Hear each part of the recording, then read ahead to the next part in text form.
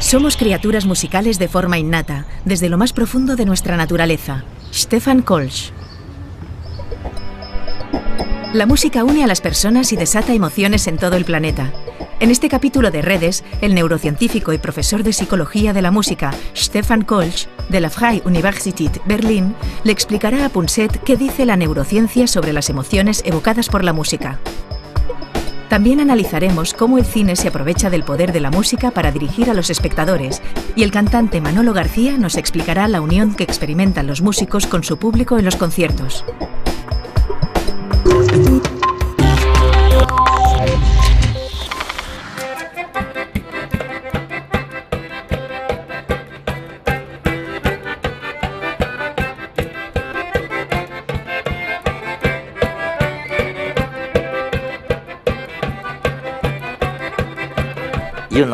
Sabes, algunos de tus amigos me dicen que nada tiene más impacto sobre el cerebro que la música. En el sentido de que afecta la memoria, incluso afecta el movimiento, las emociones, lo afecta prácticamente todo. Quiero decir, ¿la música es tan importante como dicen? ¿O crees que no hay para tanto? Creo que es muy importante y que, de hecho, se le podría dar la vuelta a la pregunta y plantearnos si hay alguna parte del cerebro que no se vea influida por la música. ¿Qué está ocurriendo en el cerebro de los que hacen música?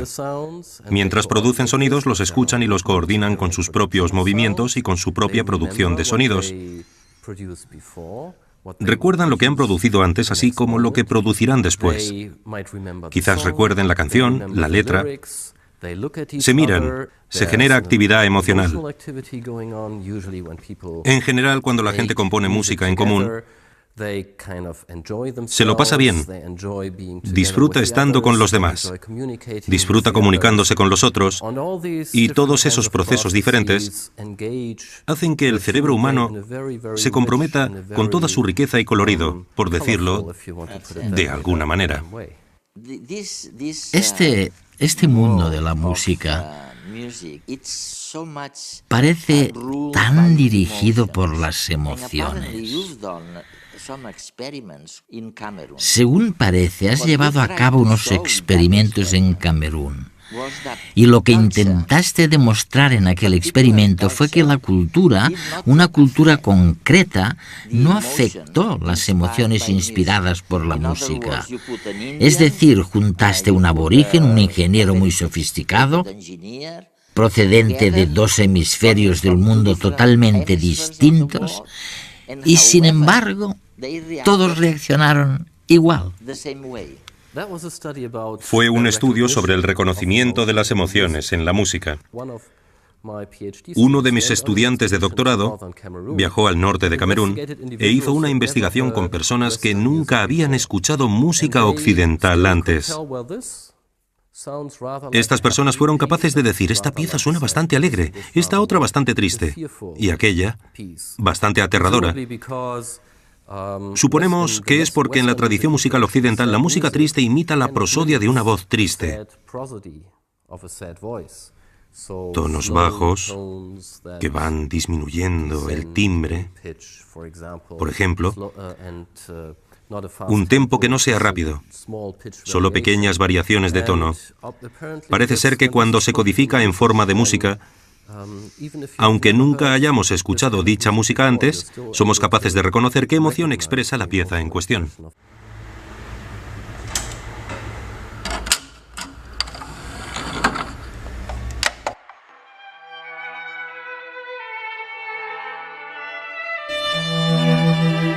Hay canciones que consiguen ponernos tremendamente tristes. Suenan los primeros acordes, se nos hace un nudo en el estómago, nos asaltan los recuerdos. Y según el día que tengamos, puede que no nos sintamos con fuerzas para sumirnos en la tristeza más profunda. Otras canciones, en cambio, nos contagian alegría, buen humor. Que escuchemos una canción y la entendamos es algo extraordinario. Pensemos lo siguiente. La música es una sucesión de señales acústicas que nuestros oídos recogen y envían al cerebro. Allí se decodifican y se les da significado. Todo eso pasa en fracciones de segundo. Para ello, el cerebro tiene que involucrar a las emociones, unas de las encargadas más importantes de convertir el sonido en algo comprensible.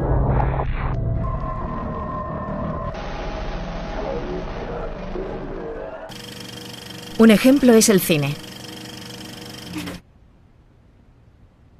Hoy en Redes vamos a hacer un pequeño experimento. Hemos grabado una escena y Baldo, músico y compositor, nos va a ayudar a darle sentido. Él suele componer las bandas sonoras de obras de teatro y películas. La música básicamente lo que hace es resaltar las emociones. Es como una especie de guía para el espectador para indicarle por qué territorio de sensaciones nos vamos a mover. A veces la música avanza al susto, o a veces dilata una escena para hacerla más larga, o a veces una persecución es mucho más trepidante. Vamos a hacer un juego que me habéis propuesto, que es un poco un atraco, pero que puede ser interesante. Voy a musicar a tiempo real, en directo, una película. Vamos a jugar llevándola a territorios completamente distintos. Vamos a hacer creer al espectador que hay dos personajes que se tienen miedo, o al menos uno le tiene miedo al otro, o vamos a hacer que estos dos personajes, vamos a hacer con la música, que se cree un clima romántico y que puede hacer que se lleguen a enamorar.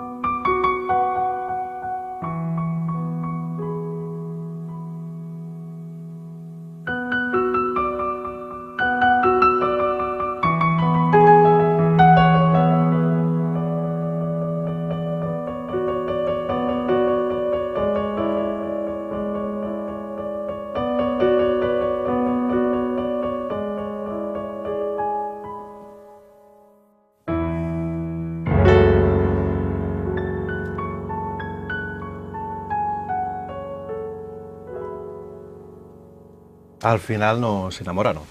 Vamos a coger la misma escena y a darle otro matiz completamente distinto. En este caso vamos a crear una tensión entre los dos personajes y nos serviremos de notas disonantes, de sonidos que no nos suenan amables al oído.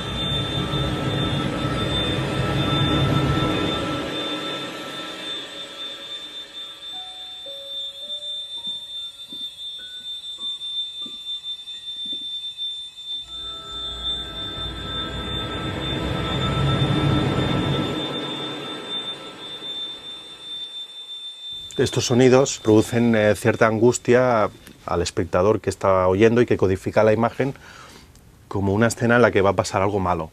Sería una sensación parecida a cuando una persona entra en un bosque de noche que no conoce y que empieza a oír ruidos de todas partes y sonidos que le son extraños y que por eso mismo pueden dar miedo. El cerebro necesita patrones para entender el entorno y darle sentido. Son reglas que usamos para hacer predicciones y formarnos expectativas, ya sea cuando estamos en medio de un bosque o mientras vemos una película. Nuestros ancestros utilizaban esas mismas reglas para salvar el pellejo. Si no hubieran inferido que un determinado ruido entrañaba peligro, seguramente hubieran acabado en la tripa de algún animal. Déjame que te haga una pregunta. ¿Por qué cuando estoy triste y me siento solo, algo que me ocurre muy rara vez, pero a veces puedo sentirme triste y solo. ¿Por qué la música me anima si es algo, sabes, movido, como pam, pam, pam, pam? Y en cambio, cuando estoy muy excitado, ¿por qué pasa al revés? La otra música me calma. Quiero decir, ¿cómo puede ser que la música te anime o por el contrario te tranquilice? No me parece demasiado lógico. Eso nos muestra que, en primer lugar, la música tiene esa capacidad de ayudarnos a cambiar nuestro estado de ánimo, si lo deseamos. Desde la neurociencia sabemos que la música es muy poderosa a la hora de activar cada una de nuestras estructuras emocionales en el cerebro. Cuando llevamos a cabo experimentos neurocientíficos, vemos que podemos modular la actividad en prácticamente cualquier estructura cerebral emocional gracias a las emociones que despierta la música.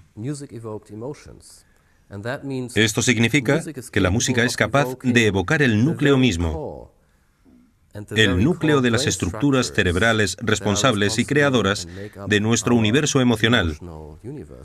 Algo muy importante también para las terapias donde podemos intentar aplicar la música para ayudar a aquellos pacientes que padecen trastornos de sus estructuras cerebrales y que están relacionados con las emociones, que tienen algo que ver con las emociones. No solo la depresión, sino también el trastorno provocado por un estrés postraumático, en parte también los trastornos por ansiedad. Los individuos que han padecido traumas a causa de abusos u otras causas, por lo que tenemos un amplio horizonte a la hora de aplicar de forma más sistemática y generalizada la música como terapia. He leído algo en alguno de tus artículos sobre los niños autistas. Parece que escuchan o aprehenden la música igual que los niños no autistas. ¿Es posible esto? Quiero decir, ¿sienten la música del mismo modo? ¿No existe la diferencia que sí encontramos en el caso del lenguaje o en su capacidad para empatizar con otros? Unos pueden y otros no.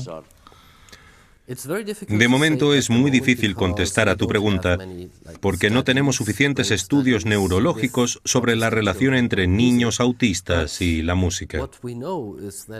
Pero lo que sí sabemos es que los niños autistas sienten un gran interés por la música y son propensos a componer música con otros. En entornos terapéuticos, también es cierto que resulta difícil comunicarse con ellos a través del lenguaje. En cambio, es más fácil hacerlo a través de la música. De hecho, algunos de nuestros estudios han probado que la música puede comunicar información. No es algo que simplemente crean los terapeutas de la música y que no tenga base científica. También estamos determinando qué instrumentos musicales pueden fomentar la empatía y el reconocimiento de las emociones. Es algo que estamos probando con niños autistas, pero también dentro del currículum escolar de los niños en general, porque es una forma divertida de experimentar las emociones, de aprender a reconocer las emociones y otras cosas, de encontrar nuevas formas de expresar las emociones, de ampliar el vocabulario referente a las emociones. Lo realmente fascinante es esa cohesión social que tú señalas en la música. No es tanto una cuestión individual, como cree mucha gente, sino que el impacto es social y une a unas personas con otras. Es algo tremendamente social la música. ¿Es cierto? Sí, y no solo es cierto, sino que creo que es una de las cosas especiales que tiene la música. Uno de los grandes poderes de la música. La música despierta en nosotros todas esas funciones sociales cuando la hacemos juntos. Como humanos, somos una especie social y no podríamos haber sobrevivido a lo largo de la evolución sin cooperar ni comunicarnos si no hubiésemos manifestado un comportamiento social con otros individuos. Mientras hacemos música, volvemos a vivir todas esas experiencias y ponemos en marcha todas esas funciones sociales. Es decir, averiguamos qué quiere el otro, o qué intenta, o qué desea, o qué cree, sin que nos lo diga explícitamente. Hay experiencias emocionales en las que después de hacer música juntos, todos nos sentimos felices, mientras antes, en cambio, quizás estábamos enfadados. Y el resultado de todo ello es esa especie de cohesión social. Nos gustamos más que antes, estamos más unidos que antes, confiamos más los unos en los otros, pensamos que el otro nos ayudará cuando nos sintamos solos o tengamos un problema. ¿Podríamos decir que si habláramos menos y escucháramos más música, habría más altruismo en la sociedad? Creo que deberíamos hacer ambas cosas.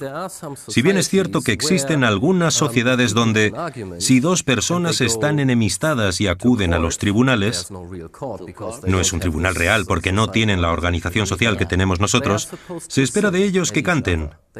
No pueden pelearse. Bueno, pueden exponer el motivo del enfrentamiento, pero tienen que cantar el motivo de la pelea. Así es, resulta increíble, ¿no? Porque la gente no puede mentir con la misma facilidad cuando canta y se enfrentan unos a otros de una manera mucho más cooperativa. De un modo que tiene mucho más sentido que cuando simplemente nos gritamos. Hay sociedades sin escritura, pero ninguna sin música. Las melodías nos unen, nos hacen compartir estados de ánimo, forjan lazos sociales y fomentan la cooperación. En algunas culturas incluso se usan como forma de rebajar tensiones y para solucionar diferencias entre personas. Se ha visto que al escuchar música se activan las áreas del cerebro que se encargan de la imitación y la empatía. Son las zonas donde están las neuronas espejo, que actúan reflejando las acciones e intenciones de los otros como si fueran propias. De esta forma podemos sentir el dolor de los otros, su alegría, su tristeza, imitar sus acciones. Quizás por eso la música es capaz de tocar nuestras emociones y crear lazos sociales, porque nos permite compartir sentimientos. A lo largo de la historia, los seres humanos nos hemos unido para bailar, cantar y celebrar rituales. De hecho, no hay celebraciones que valgan que no tengan música, y eso ha sido así desde las primeras tribus hasta los conciertos actuales de rock.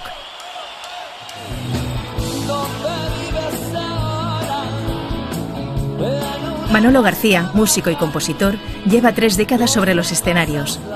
Con el último de la fila y después en solitario, ha conseguido unir y emocionar con sus temas a varias generaciones. En lo que dura un concierto sobre el escenario, podría caer una bomba en el centro del escenario y, o sea, no eres consciente de nada, estás fluyendo. Éramos la música en el murmullo de la corriente. Con la música te abstraes. Bueno, pues todo el mundo en los conciertos yo lo noto, en ese compartir, en esa misa, en esa comunión público-artista o músico, que es un viaje de ida y vuelta, es un toma daca, es lo mismo, conseguimos una temporalidad. Hay momentos de emoción, hay momentos de tener que parar, es decir, cantad vosotros porque durante 2 segundos no puedo cantar, o medio minuto. No hay nada más, que no hay nada más. El escenario lo que provoca es una euforia máxima, porque ves a la gente contenta y eso es una felicidad. Ves que tus canciones provocan una situación de alegría. Para mí es estupendo, es un efecto benéfico, ¿no? Tú sales y tienes ganas de ese abrazo imaginario, ¿no? Estamos todos abrazándonos, quizás suena un poco tonto, pero es como esa necesidad bueno, somos piña, somos tribu, somos un poco ancestral, ¿no? En la profunda fronda que adormecida fiera. Me gusta, pues eso, compartir las sensaciones, y la canción es una manera óptima de compartir sensaciones, de buscar certezas, de decir sí, es así. Probablemente nos estamos equivocando los 7.000 o los 4.000, pero en ese momento es así, porque pensamos todos, claro, es así. esta canción dice esto y todos estamos de acuerdo. Igual es un gran error, pero es un error compartido, con lo cual es menos error.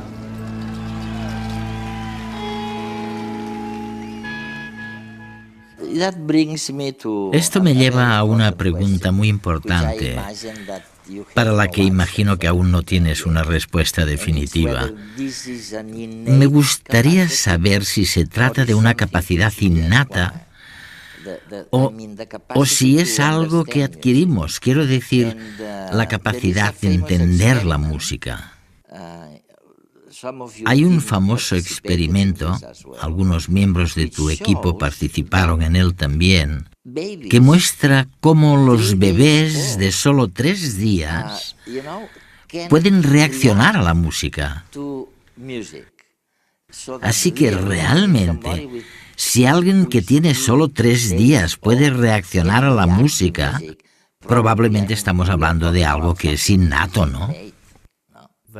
Estoy totalmente convencido de ello, sí. Somos de forma innata, desde lo más profundo de nuestra naturaleza, criaturas musicales, muy musicales todos nosotros. Y hay una buena razón para ello. Además de que nos permite desempeñar todas esas funciones sociales mientras hacemos música, también necesitamos esas capacidades para aprender a hablar. Cuando nacemos, no sabemos qué significa pechos, leche, beber o sorber, pero aprendemos a hablar al escuchar los sonidos musicales del lenguaje. Y así es como los niños aprenden a hablar.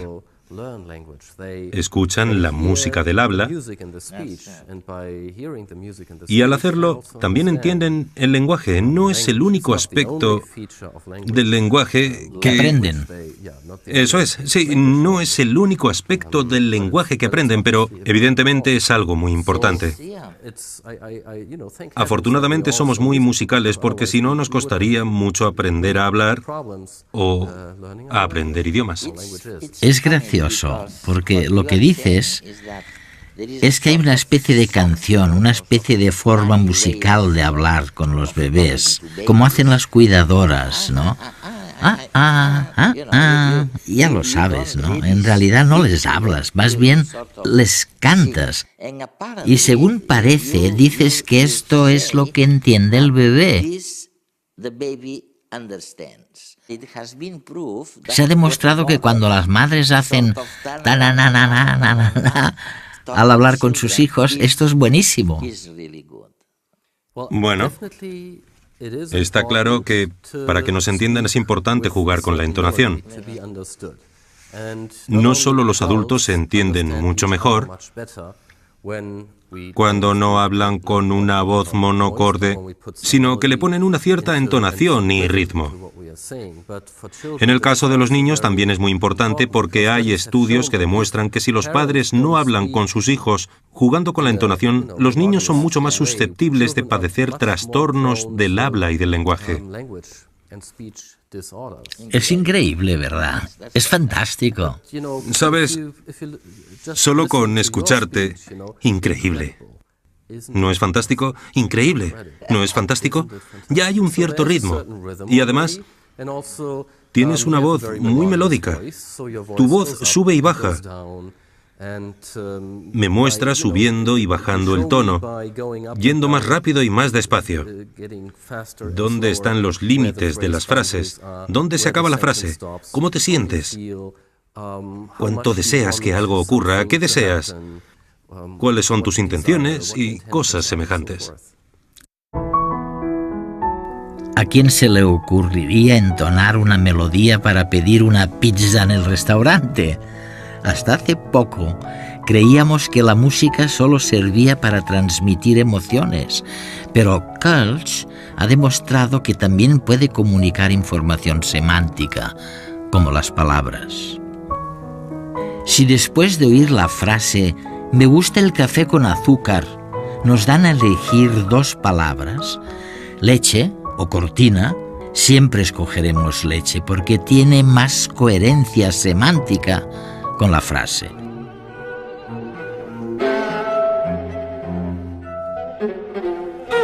Esa coherencia desata una reacción en el cerebro que se puede medir y que sucede también al escuchar música. Por eso, después de escuchar el terceto de cuerdas de Schoenberg, todo el mundo elige la palabra aguja. Resulta que Schoenberg había dicho que esa música era una descripción de las punzadas que había sentido durante un infarto. A menudo cuando hablamos de emociones, utilizamos palabras para referirnos a algo que sentimos en nuestro cuerpo. Wittgenstein lo denominó Empfindung, sensación en castellano. Ahora bien, cuando utilizo una palabra para referirme a una sensación de mi cuerpo, y tú utilizas la misma palabra, ¿cómo puedo estar seguro de que nos estamos refiriendo a lo mismo? Dado que no existe una correspondencia unívoca en el cerebro entre nuestras sensaciones por un lado y nuestros centros lingüísticos por el otro, tiene que producirse una transformación de la información desde las sensaciones al lenguaje. Y nunca se sabe. Y nunca se sabe, pero ¿y si utilizamos la música? ¿Y si utilizo la música para evocar algo en ti, sensaciones o Empfindung, que se parezcan a los Empfindung y sensaciones que tengo en mi cuerpo? A veces la música puede hacerlo mejor. Con la música podemos comunicar esa información incluso sin que se vea distorsionada por las palabras. De hecho, a menudo le digo a la gente o les recuerdo que el lenguaje no es, como ellos creen, algo para hacerse entender, sino que es un instrumento maravilloso para confundir a los demás. Creo que en el caso de la música no se puede decir lo mismo, es más veraz. O sea que realmente, si niños que sufren autismo pueden comunicar con otros mediante la música de una manera que no lo pueden hacer con las palabras, si ellos pueden empatizar, ponerse en el lugar de los demás, entonces yo creo que no hay ninguna duda de que no tienen más que ganar con la música. Y no es seguro que siempre sea así con las palabras. No existe casi ninguna parte del cerebro que no se vea afectada por la música. Stefan Kolsch.